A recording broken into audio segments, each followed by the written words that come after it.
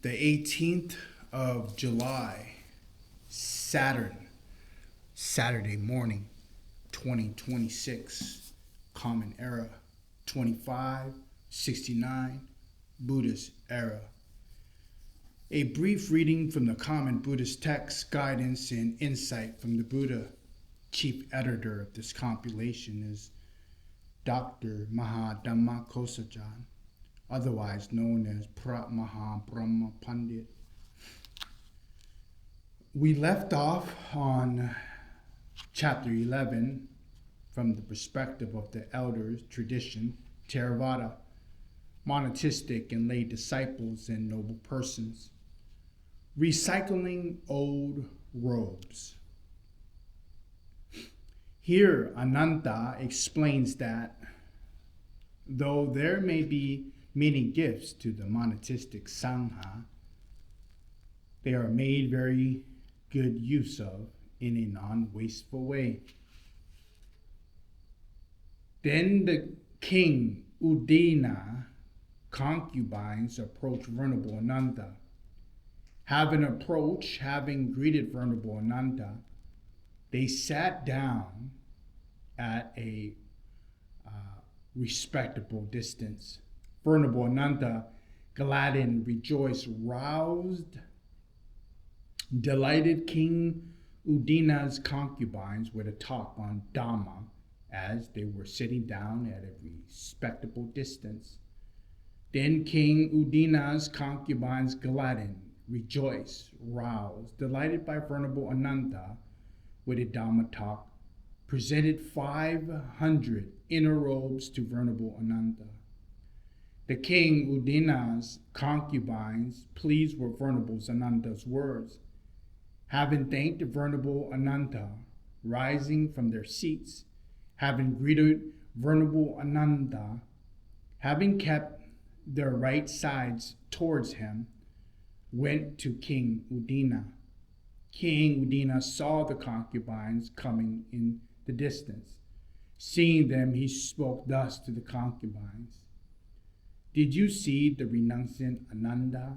Yes, sir, we did see Master Ananda. Did not you give anything to the renunciant Ananda? Yes, sir, we gave 500 inner robes to Master Ananda. King Udinas looked down upon, criticized, spread it about, saying, how can this renunciant Ananda accept so many robes?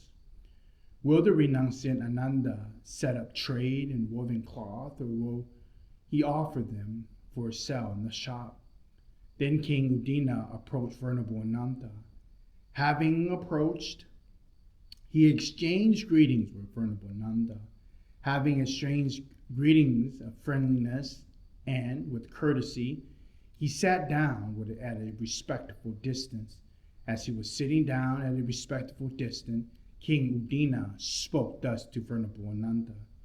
Did not your concubines come here, Venerable Ananda? Your Majesty, your concubines did come here. Did they not give anything to Venerable Ananda? Your Majesty, they gave me 500 inner robes. Venerable Ananda, your Majesty, I will share them with those monks whose robes are worn thin. Venerable Ananda, what will you do with those old robes that are worn thin? Your Majesty, we will make them into upper coverings. Venerable Ananda, what will you do with those upper coverings that are old? Your Majesty, we will make them into a mattress coverings. Venerable Ananda, what will you do with those mattress coverings that are old? Your Majesty, we will make them into ground coverings. Venerable Ananda, what will you do with those ground coverings that are old? Your Majesty, we will make them into foot wipers. Venerable Ananda, what will you do with those foot wipers that are old? Your Majesty, we will make them into dusters. Venerable Ananda, what will you do with those dusters that are old? Your Majesty, having torn them into shreds, having kneaded them into the mud, we will smear a plaster flooring. Then King Udina, thinking, These renunciants, the Sakyan clans, the warrior class, use everything in orderly way and do not let things go to waste. Offered even another 500 woven cloths to Venerable Ananta. This verse can be cited in the Kulavaga, section 11, 13 through 14 from the Vinaya Pitaka, volume 2, 290 to 292. Types of noble disciples. Those who have been deeply spiritually transformed by practicing the Noble Eightfold Path are known as the Noble Ones. Arya, the highest kind of Noble Ones, other than perfectly awakened Buddhas or solitary Buddhas, is number 1, the Arihat, who has ended all defilements and is beyond any further rebirth. The other 3 kinds of Noble Ones are number 2, non-returners, who will not return to this essential desire realm of humans and lower gods, but will mostly be reborn in one of the 5 other pure abodes within the Brahma heavens, and there become arihats. Number 3, non-returners, one who will only have one more rebirth as a human or in the lower heavens. And the 4th, the stream enterers, who will definitely attain arihatship within 7 lives at most, and will not be reborn at less than a human level. There are also those who are intently practicing at the level that will lead in this life to becoming a stream enterer, or a once returner, or a non-returner, or an arihat. The Sangha of noble persons. This part of passage on the 3 refuges that is frequently chanted in Pali language in devotional settings, as well as being reflected on in devotional meditation concentration.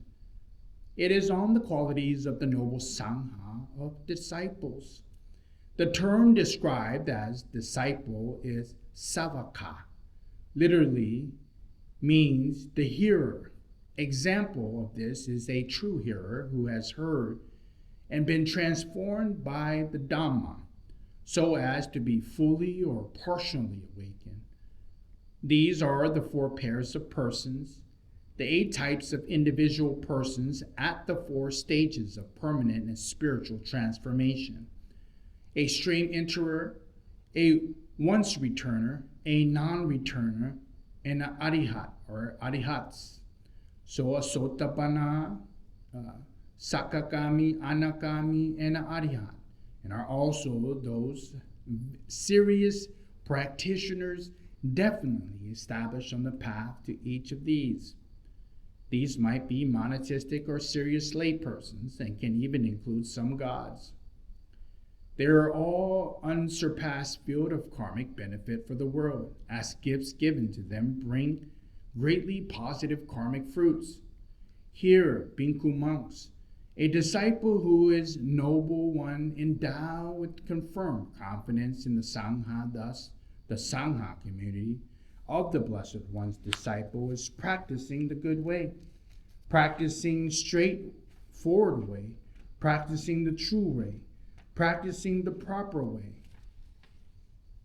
That is to say, the 4 pairs of persons, the 8 types of individuals, the Sangha, the Blessed One's disciple, who are worthy of gifts, worthy of hospitality, worthy of offerings, worthy of referential salutations, the unsurpassed field of karmic benefit for the world. This can be cited in the Raja Sutra, Samyutta Nikaya, Volume 5, 343. We will end today's brief reading from Chapter 11 from the perspective of the elder tradition, Theravada, on monatistic and lay disciples and noble persons, as we pick up on the 10 feathers overcome by noble disciples. A brief reading from the common Buddhist text, guidance, and insight from the Buddha.